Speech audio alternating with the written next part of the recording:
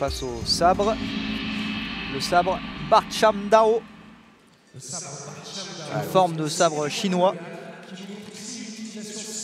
Intéressant le sabre Barcham Dao. Donc là, la Ça n'a rien à voir avec particularité, non, oui. c'est ça, c'est que là, c'est un sabre court, épais, et qui s'utilise par paire. Exact. C'est un sabre qu'on appelle sabre papillon, qui est très connu des amateurs encore une fois, de films chinois de combat, parce que c'est une arme assez traditionnelle, assez typique, qui avait la particularité, par exemple, de pouvoir se cacher dans les grandes manches, pouvoir passer discrètement. Donc ça pouvait se dégainer.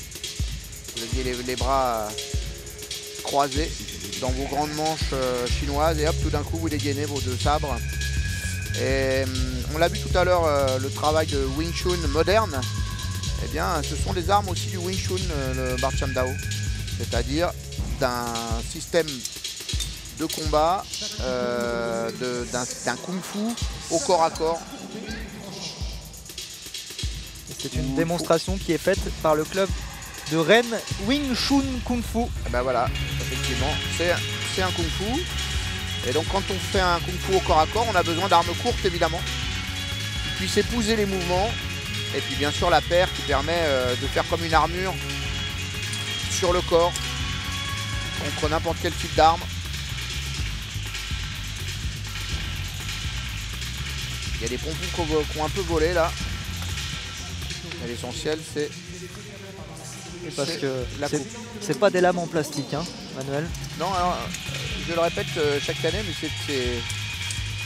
ça a l'air comme ça, oui, effectivement, ce ne sont pas des lames tranchantes, on va en voir, hein, d'ailleurs, des lames tranchantes ce soir. Tout à l'heure, on va en voir, oui. Mais si vous entraînez et que vous faites une bêtise, eh ben, vous avez vite fait de vous blesser assez gravement. Vous pouvez vous couper assez violemment, vous rompre un tendon, vous frapper au visage, et tout ça est dangereux, donc ça demande beaucoup de concentration et déjà un très bon niveau de maîtrise pour commencer à jouer à ça. Voilà la démonstration d'Erwan Le Gall et de son club.